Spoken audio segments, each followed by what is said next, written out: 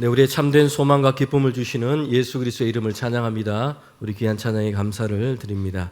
큰 은혜를 받았습니다. 네, 우리 예배 자리에 오신 모든 성도님들을 환영합니다. 우리 곁에 계신 분과 인사하면 좋겠습니다. 잘 오셨습니다. 주님이 주시는 기쁨이 늘 충만하시기를 바랍니다. 네, 올 한 해를 시작하면서 우리 교우들과 함께 기쁨으로 참여하기를 원하는 신앙 운동이 있습니다. 두 가지가 있는데요. 신앙 운동이라 했던 것은 우리가 대대적인 어떤 행사를 기획하거나 강제하거나 동원해서 이렇게 되는 게 아니라 우리 모든 성도들이 한 마음으로 한 곳을 바라보면서 기쁨으로 함께 참여하도록 하는 신앙 운동인 겁니다. 두 가지가 있는데 첫 번째는요, 신앙의 문화를 잘 세워가자는 것입니다. 성경적인 가치관, 하나님의 중심의 삶의 질서를 우리가 세워가는 것입니다. 여러분의 가정에서 또 우리 일터에서 여러분이 살아가는 삶의 현장에서 신앙적인 가치관을 세워가는 것, 신앙의 문화를 만들어가는 것입니다. 두 번째는요, 생활선교 운동입니다. 저와 여러분이 생활선교사입니다. 그래서 세상과 사람들 사이에서 일상의 삶에서 우리의 믿음의 고백을 사람들 가운데 하는 것, 착한 행실로, 전도의 말로 예수 그리스도의 평강과 은혜를 전하는 것, 이걸 하는 것입니다. 우리 모든 올 한 해 동안 우리 교우들이 함께 한 방향으로 기쁨으로 이 신앙 운동에 참여하는 저와 여러분 되면 좋겠습니다. 우리 주간 말씀 기도를 읽고 우리 하나님 말씀을 듣도록 하겠습니다. 시편 119편 105절에서 106절 말씀입니다. 주의 말씀은 내 발의 등이요 내 길의 빛이니이다. 주의 의로운 규례를 지키고 맹세하고 굳게 정하였나이다. 아멘. 하나님 말씀을 주셔서 감사합니다. 내 길에 비친 하나님의 말씀을 소중히 여기고 따르는 하나님의 자녀가 되게 하여 주세요. 예수님의 이름으로 기도합니다. 아멘. 네, 오늘 창세기 25장 말씀을 가지고 참을 수 없는 존재의 가벼움이라는 제목으로 함께 하나님 말씀을 듣도록 하겠습니다. 설교 제목이 상당히 의미심장합니다. 제가 만든 건 아니고요. 이 설교 제목은 체코 출신의 세계적인 문학가인 밀란 쿤데르라고 하는 사람이 있는데 1984년에 참을 수 없는 존재의 가벼움이라는 소설을 썼습니다. 이 책에는 격변과 혼란의 시대를 살아가는 사람들의 모습을 대비시키고 있습니다. 어떤 사람은 매우 고상한 이 삶의 가치와 이상을 붙들고 살아가는 무거운 삶을 살아가는 사람들이 있습니다. 그런데 이에 반해서 어떤 이들은요, 자기만의 안락을 챙기는 가벼운 삶을 살아가고 있습니다. 편안한 곳, 안전한 곳, 이런 곳을 찾아서 평생 동안 떠돌아다니며 그렇게 삶을 길을 정해서 살아가는 가벼운 삶을 살아가는 이들이 있습니다. 인간이라는 존재의 무게가 어떻게 다른가? 무거움과 가벼움으로 이렇게 얘기를 하고 있습니다. 소설가는 무거움과 이 가벼움 사이에서 방황하는 인간의 모순적인 모습을 그렇게 우리에게 보여주고 있습니다. 여러분, 무거움과 가벼움 하면 우리가 먼저 떠올리는 게 뭡니까? 몸무게를 먼저 우리는 떠올립니다. 사람들은 이 몸무게, 체중에 참 관심이 많습니다. 몸무게와의 전쟁이라고 할 수 있습니다. 외적으로 보이는 것도 그렇지만 사람들의 신체적인 건강이 이 체중과 많이 직결되어 있기 때문이기도 합니다. 그래서 많은 사람들은 매일마다 체중계에 올라서 내 몸무게, 이 체중이 어떻게 변하고 있는지를 그렇게 확인하는 경우들이 많습니다. 그런데 우리는 오늘 설교를 시작하면서 과연 우리의 삶과 우리 인생의 무게는 어떠한가? 우리 존재의 무게는 어떠한가? 거기에 우리는 얼마나 관심을 두고 살아가고 있는가? 한번 생각해 볼 필요가 있습니다. 오늘 성경 본문에서 우리는 존재의 가벼움을 감고 살아가는 인물을 만나게 됩니다. 그의 이름은 바로 에서였습니다. 당장의 이 허기진 배를 채우기 위해서 장자의 명분을 그냥 넘겨버립니다. 여러분, 그것도 호텔 뷔페가 아니고요. 죽 한 그릇 때문에 장자의 명분을 넘겨버린 것이에요. 무엇이 정말 중요한가? 그 가치를 생각하고 있지 못하고 있습니다. 일시적인 만족 그리고 배고픔의 문제를 순간 해결하기 위해서였습니다. 순간적인 이 욕구를 채우기 위해서 고상하고 가치 있는 것을 그냥 가볍게 여기고 있다라는 것입니다. 여러분, 에서의 이런 모습을 보면서 우리는 반면교사로 삼고자 합니다. 하나님 안에서 더 존귀하고 가치 있는 것을 붙잡고 우리가 믿음으로 살아가기를 원합니다. 그래서 하나님께서 우리에게 주신 인생의 이 무게 중심을 잘 잡고 그렇게 우리의 인생이 아름답게 세워져 가기를 소망합니다. 앞서서 우리는 에서라는 인물을 잠시 살펴볼 필요가 있습니다. 여러분, 에서라고 하는 사람은요, 이삭의 아들입니다. 구약 성경을 보면 하나님께서는 하나님이 택하신 이 하나님의 백성을 세워 가십니다. 그 시작이 아브라함이었습니다. 갈대아 우리에 살고 있는 아브라함을 택하셔서 내가 너로 하여금 나의 민족, 나의 백성을 삼겠다라고 하십니다. 그리고 이제 아브라함을 통해서 그 자손, 그 후손들이 하나님의 백성으로 세워져 가게 됩니다. 아브라함에게는요, 하나님이 약속을 하셨는데, 그런데 그의 나이가 100세가 되도록 하나님은 자녀를 주시 않으셨습니다. 이제 아브라함과 사라는 나이가 많아서 더 이상 그들 자신에게는 출산의 가능성이 전혀 없을 때가 됐습니다. 100세가 된 것입니다. 그런데 하나님 그 약속하신 것을 그때 이루십니다. 그들 가운데 아들 이삭을 허락하십니다. 이 일이 전적으로 하나님께서 약속하셨고 하나님께서 그 약속을 이루신다라는 것을 분명하게 그들에게 보이셨습니다. 여러분, 그래서 이제는 아브라함에서 이삭으로 그 계보가 이어지게 됩니다. 이제 이삭이 리브가와 결혼해서 자녀를 얻게 되는데 에서와 야곱이었습니다. 그런데 우리가 성경을 통해서 보면 이삭도 이 자녀를 얻는 데 있어서 이게 만만치 않게 어렵습니다. 나이가 40이 되어서야 리브가를 아내로 맡게 됐습니다. 상당히 늦은 나이입니다. 하나님의 백성의 이 약속의 계보를 이어가도록 했는데 그 계보를 이어갈 사람을 이제 배필로 맡고자 했던 것입니다.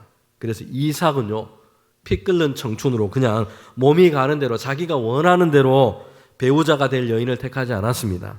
하나님의 계획하심과 인도하심을 기다렸다는 것이에요. 성경을 보면 이삭이 아내로 맞은 리브가에 대한 소개가 나오고 있습니다. 여성에 대해서는 아주 이례적입니다. 창세기 25장 20절에 보면 리브가에 대한 소개가 나오고 있는데 그가 살았던 곳, 그의 가문과 혈통을 밝히고 있습니다. 아버지와 오빠의 이름을 이렇게 적고 있습니다. 이것은 리브가가 하나님이 택하여 하나님의 언약의 이 가문을 이어가도록 한 여인이라고 하는 것을 설명해 주고 있는 것입니다. 여러분, 이삭은 이렇게 오랫동안 기다렸습니다. 그리고 리브가를 아내로 맡게 된 것입니다. 이삭의 이런 결혼이 늦어지게 된 것은요, 단순한 어떤 삶의 상황이라든지 여건 때문이 아니었습니다. 또는 자기 기준이 너무 높아가지고 이 사람도 저 사람도 아니다 이렇게 하다가 결혼이 늦어진 게 아니에요. 자신의 감정과 욕구를 따라서 조급하게 움직이지 않고 있고요, 하나님의 인도하심을 따라서 그 리듬에 따라서 이삭은 기다리고 있습니다.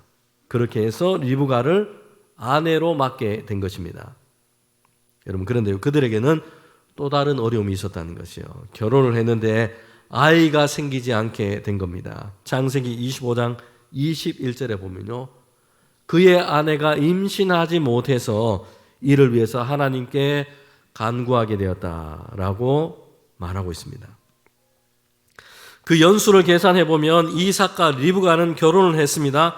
그리고 무려 20년 동안 자녀를 얻지를 못했다는 것이요. 아내 리브가가 임신을 하지를 못했다는 것입니다. 여러분, 우리는 이쯤 되면 이런 생각이 듭니다. 하나님이 택하신 백성인데 아브라함, 이삭 이렇게 이어져 가고 있는데 사실은요, 그들의 인생이 잘 진행이 안 되는 것처럼 보일 때가 너무나 많았다는 것입니다. 출산도 안 되고 결혼도 안 되고, 여러분, 이런 일의 반복이었다는 것이에요. 남들은 20대 초에 결혼을 해서 30대 전에 자녀를 낳고 해서 대가족을 이루고 있습니다. 그런데 아브라함을 보세요. 큰 민족을 이루겠다 하나님이 약속하셨는데, 하나님이 이렇게 말씀을 주셨는데 그들이 원하는 자녀가 없다는 것이요. 100세가 되어서 이삭을 얻게 됐습니다. 그리고 그 다음 있는 이삭도 마찬가지였습니다.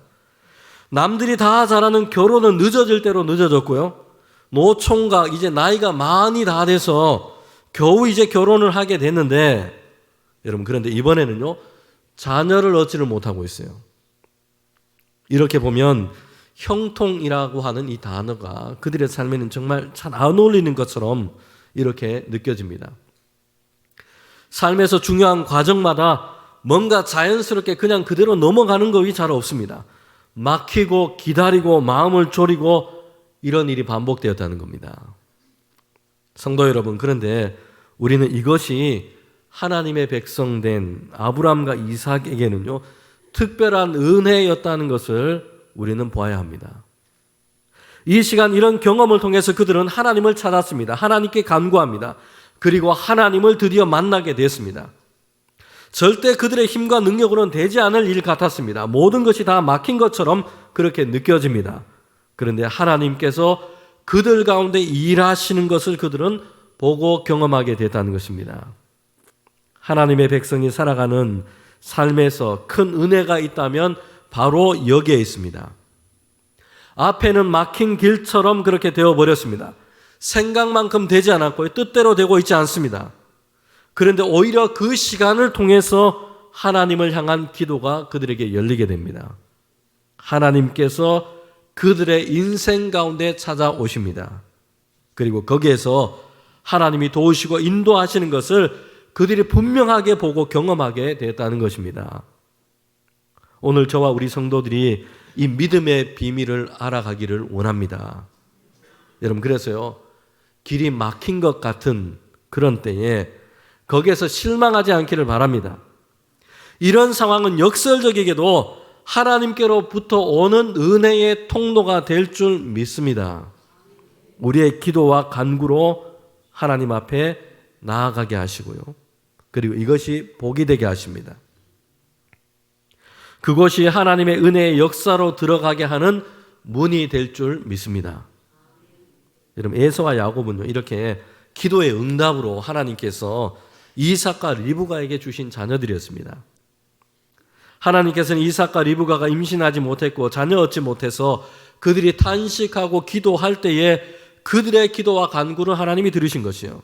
리브가가 임신하도록 하셨는데 하나가 아니라 한 번에 태중에 둘을 허락해 주신 것입니다. 하나님이 주신 선물이요, 기업이었습니다.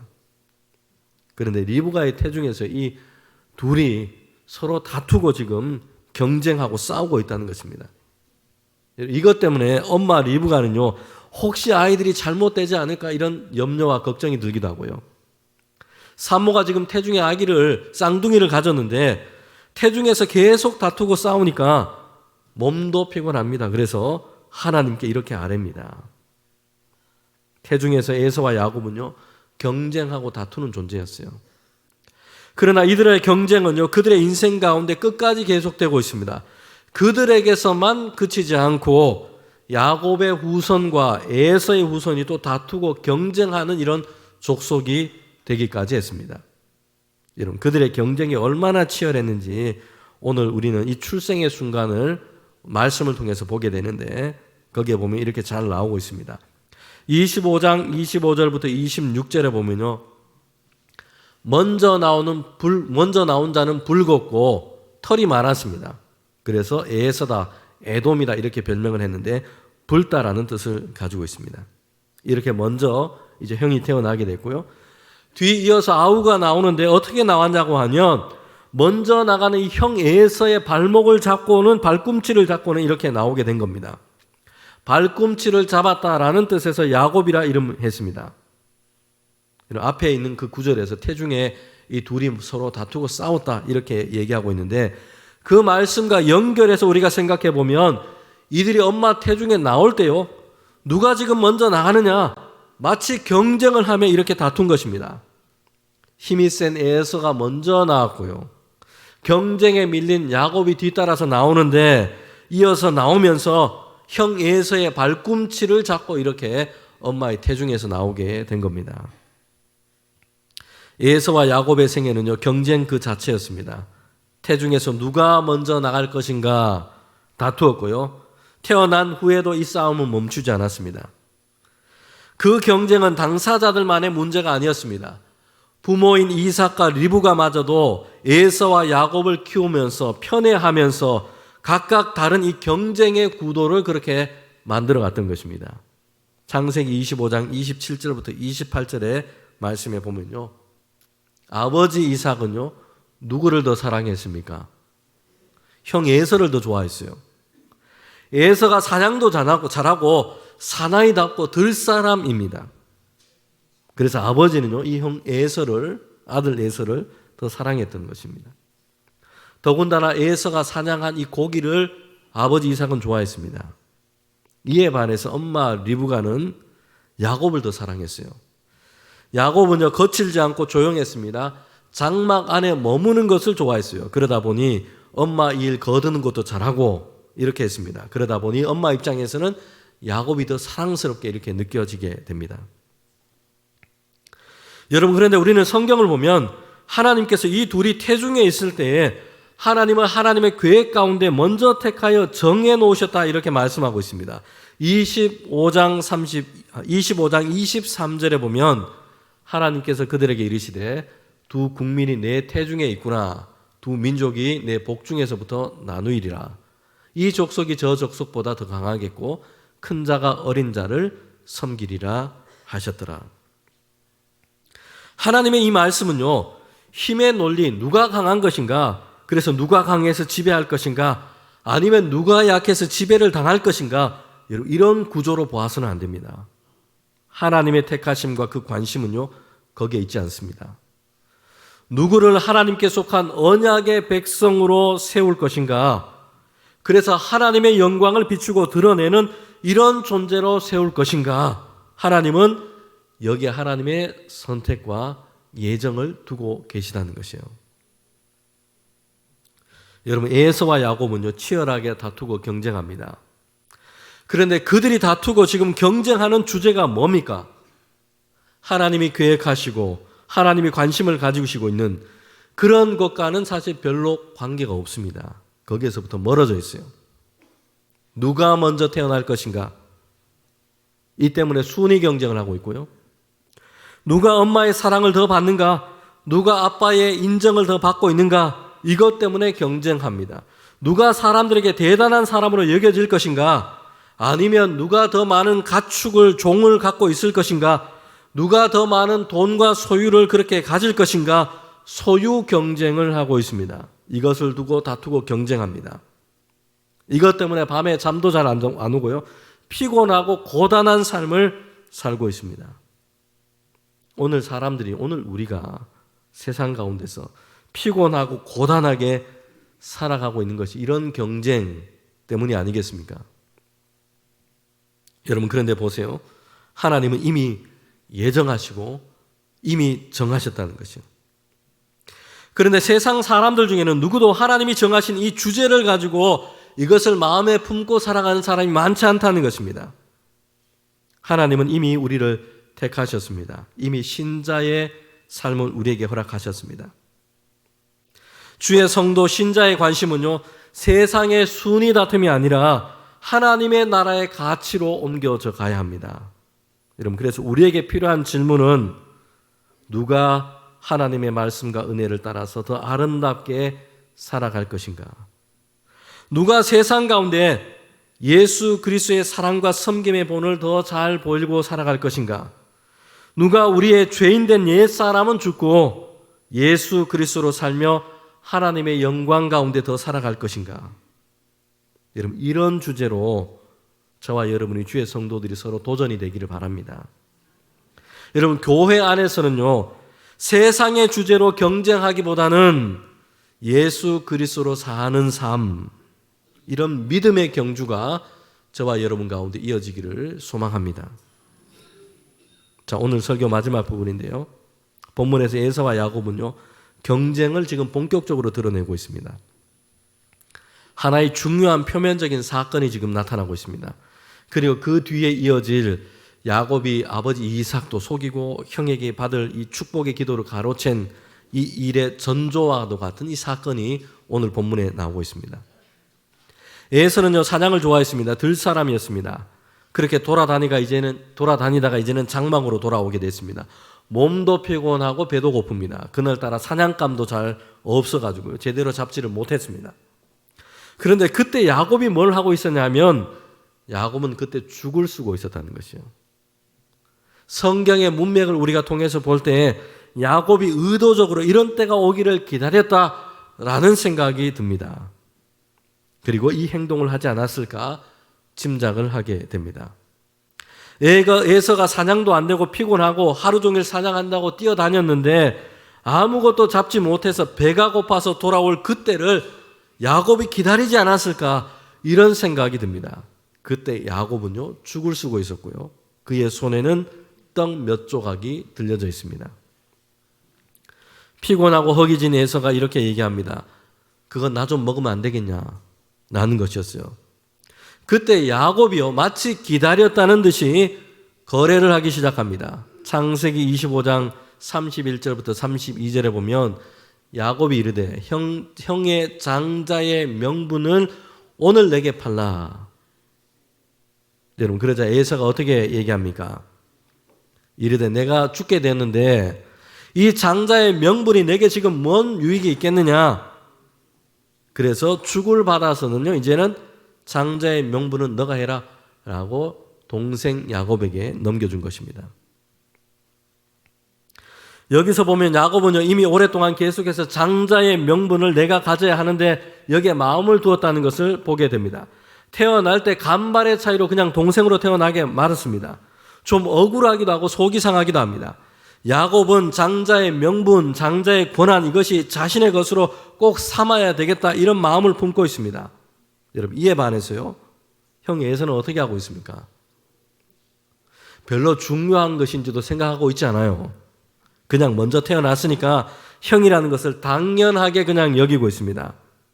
오늘 본문의 이 사건에서 에서를 보면 어떻게 하고 있냐면, 지금 배가 고픈데 장자의 명분, 그게 뭔 소용이 있겠느냐? 장자의 명분이 밥을 먹여주냐? 뭘 해주냐? 이렇게 가볍게 생각하고 있다는 것이에요. 그래서 주간 그릇 받고는 동생 야곱에게 이걸 넘겨주고 만다는 것입니다. 성도 여러분, 에서는요, 근시안적인 삶을 살고 있습니다. 눈앞에 보이는 것, 내가 지금 당장 원하는 것, 이것이 전부이고 그것만을 지금 중요하게 생각하고 있어요. 에서의 대답을 한번 보세요. 25장 32절에 보면요, 내가 지금 죽게 됐는데 이 장자의 명분이 내게 뭔 유익이 있겠느냐? 여러분, 지금 에서가요, 40일 금식하고 아무것도 못 먹은 게 아닙니다. 아마도 에서는 이른 아침에 나가서 지금 해가 떨어지기 전에 지금 장막에 돌아왔을 겁니다. 한 끼 또는 두 끼 먹지 못한 것으로 우리가 짐작할 수 있습니다. 그런데 허기가 지니까 뭐라고 지금 얘기합니까? 내가 지금 죽게 되었다라고 얘기하고 있습니다. 근시안적인 사람들은요, 당장 뭔가 결핍되어 있는 것, 이걸 참지를 못합니다. 대단히 지금 과장하고 있습니다. 그것 때문에 곧 죽게 된 것처럼 이렇게 스스로 생각하고 얘기하고 있다는 것입니다. 여러분, 두 끼 안 먹는다고요? 죽지 않습니다. 이 정도는 오히려 디톡스가 됩니다. 몸에 독소도 좀 빠지고 그렇습니다. 근시안적인 인간의 모습은 당장 느끼는 허기진 배를 견디지를 못합니다. 이 허기를 채워줄 수만 있다면 다른 모든 것은 다 괜찮다고 이렇게 생각해 버립니다. 충동적입니다. 동생 야곱이 쓰고 있는 그 죽, 이거 말고요, 아마 에서가 엄마 리브가에게 가서 먹을 건 좀 달라라고 해도 될 것 같습니다. 그런데 허기진 배로 돌아오는 그때에 그 길목에서 처음으로 만난 것이 동생이 지금 죽을 쓰고 있으니까 지나가지를 못하는 것이에요. 여기에서 이걸 먹어야만 살 수 있을 것 같아, 이런 생각에 사로잡혀 있습니다. 그래서 장자의 명분, 장자권을 내어주고 죽 한 그릇 받아서 먹고 있다는 것입니다. 참을 수 없는 존재의 가벼움을 가진 인간이 바로 에서인 겁니다. 잠깐의 허기를 채우기 위해서였습니다. 조금만 기다리면 끼니를 해결할 다른 방법도 얼마든지 있을 수 있습니다. 그런데 당장 눈앞에 있는 것, 이것으로 배를 채우려고 그것보다 훨씬 더 중요한 특권을 그냥 내다 그냥 주어버립니다. 여러분, 히브리서 12장 16절부터 17절에 보면요, 이렇게 얘기하고 있습니다. 에서가 그냥 배가 고파서 잠시 실수한 것으로 얘기하고 있잖아요. 히브리서의 말씀에 보면요, 에서에 대해서 음행한 것처럼 간음한 것 같은 망령된 죄 가운데 지금 행했다라고 얘기하고 있습니다. 하나님이 그의 앞에 놓으신 거룩한 것을 속되게 여기고 가볍게 다루었다는 것이에요. 오늘 우리는 우리의 인생에 대해서 이런 근시안적 태도를 경계해야 합니다. 특별히 우리가 믿음을 지키면서 세상 가운데 살기 위해서는요, 근시안적인 태도를 버려야 합니다. 당장에 내 눈앞에 보이는 내가 좋아하는 어떤 기쁨, 나의 만족, 이것을 채우는 것, 여기에 우리의 시선과 우리의 마음을 다 빼앗기 버린다면요, 하나님 안에서 살아가야 할 성도의 존재 가치를 잃어버리고 맙니다. 배부르고 등 따숩게 살아가는 것이 전부가 되어버립니다. 에서는요, 단순히 배가 고파서 이렇게 배가 고파서 지금 죽을 그렇게 먹고 있는 것, 이건 아니라요. 에서의 모습에서는요, 영원한 가치를 순간적인 만족으로 이렇게 맞바꾸어 버린 것입니다. 따뜻한 죽 한 숟가락을 허기진 배에 밀어 넣는 그 순간에 눈이 멀어버린 것입니다. 하나님의 언약 안에 있는 백성이라고 하는 존귀한 이 가치를 깃털처럼 가볍게 여겼습니다. 여러분, 창세기 25장 34절에 보면요, 그래서 에서가 장자의 명분을 가볍게 여겼다라고 얘기하고 있습니다. 여러분, 그렇지 않아도 하나님은 태중에서 에서가 아니라 야곱을 이미 택하셨습니다. 야곱이 대단하고 선하고 반듯하고 착해서 여러분 그런 게 아닙니다. 오늘 본문에서도 보면 속이고 약삭 빠르고 이런 것이 야곱의 모습입니다. 형 에서가 배고플 때 죽을 쓰고 있고요, 달라고 하니까 거래를 합니다. 장자의 명분을 내게 넘기라라는 것입니다. 상대방의 약점을 이용해서 자기가 원하는 것을 얻어내려고 하는 이런 약삭 빠르고 비겁해 보이기도 하고요, 기회주의자처럼 이런 야곱의 모습을 보이기도 합니다. 에서에 비해서 그래서 야곱이 더 낫다라고 할 만한 것이 사실 별로 없어 보입니다. 여러분, 그래서 우리는요, 하나님의 택하심을 보면 왜 야곱인가 사실 이해가 안 될 수도 있습니다. 여러분, 그러나 이것은 하나님의 택하심은 하나님의 주권입니다. 하나님의 권한 아래에 있습니다. 그런데 우리는 딱 한 가지 오늘 본문을 통해서, 오늘 말씀을 통해서 볼 수 있는 것이 있습니다. 야곱에게는 에서와 대조되는 것이 한 가지 있다는 것입니다. 그래도 최소한 하나님께로부터 오는 약속과 복을 야곱은 갈망했다는 것이에요. 여러분, 하나님이 약속하신 이 장자권이 단순히 상속과 재산에 대한 권한이 아닙니다. 아브라함과 이삭에게 흐르는 하나님의 백성됨의 계보, 하나님의 복에 대한 약속입니다. 우리는 성경 전체를 통해서 볼 때 하나님 백성됨의 가치이다라고 말할 수 있습니다. 야곱이 이때까지 장자권이 갖는 이 영적인 참된 의미를 그가 제대로 알았느냐, 하나님이 의도하신 대로 정확하게 이것을 이해했느냐라고 대답할 수는 없습니다. 그의 인생 가운데 점점 야곱은 더 깊이 알아가게 됩니다. 그런데 야곱에게 중요했던 것은요, 이것을 그가 갈망했다는 것입니다. 이에 반해서 에서는 처음부터 이것을 가볍게 여겨버렸습니다. 에서는 무엇보다도 당장에 내 허기진 배를 채우는 것, 이 문제가 더 중요했던 것입니다. 하나님의 백성됨의 언약과 그 가치를 생각하지 않고 있습니다. 배고픔 앞에서 하찮게 여깁니다. 정말 중요한 것이 무엇인지를 몰랐다는 것입니다. 성도 여러분, 우리는 우리의 삶에서 정말 가치 있게 붙들어야 할 것이 무엇인지를 다시 생각해야 합니다. 하나님 나라의 백성됨, 하나님은 예수 그리스도의 십자가의 은혜로 우리를 택하시고 하나님의 나라의 백성됨, 하나님의 자녀됨으로 우리를 불러주셨습니다. 우리의 존재를 새롭게 하시고 존귀하게 하신 것입니다.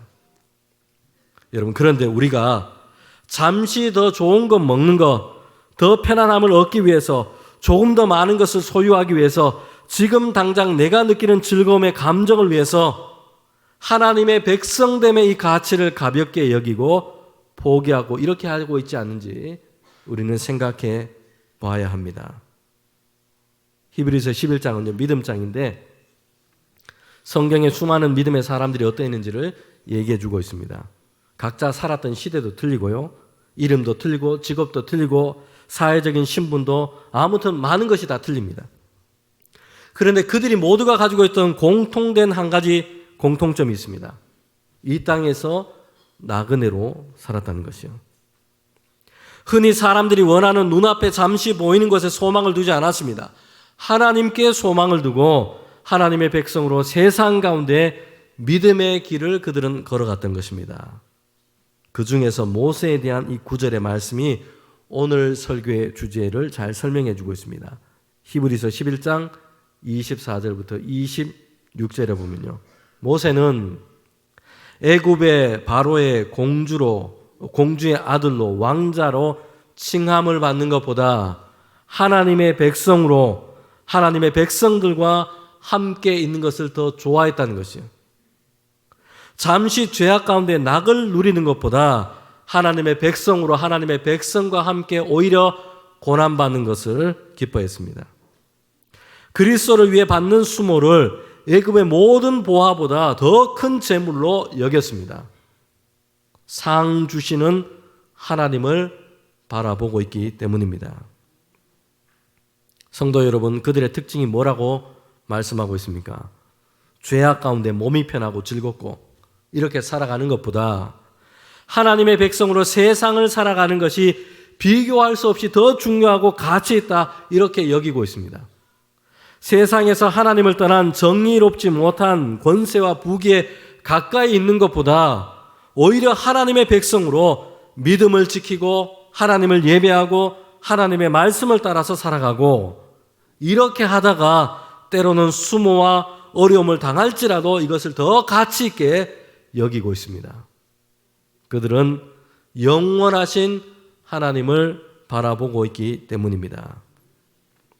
성도 여러분, 잠시 우리의 기분을 즐겁게 하고 우리를 만족하게 하기 위해서 잠시 편안하고 안락함을 누리며 사는 것을 위해서 눈앞에 있는 죽 한 그릇과 같은 이것을 선택하고 그것으로 영원하신 하나님의 백성, 성도의 존귀한 정체성을 맞바꾸지 우리가 맙시다.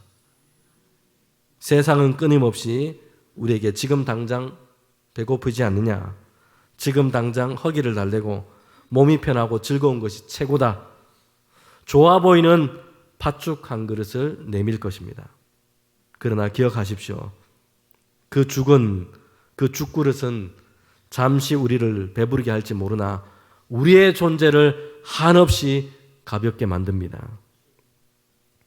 하나님의 백성, 주의 성도라는 이름표는 때로는 무겁게 느껴질 수도 있습니다. 죄악의 낙을 거절해야 합니다. 세상의 가치관과 충돌하며 수모를 겪기도 합니다.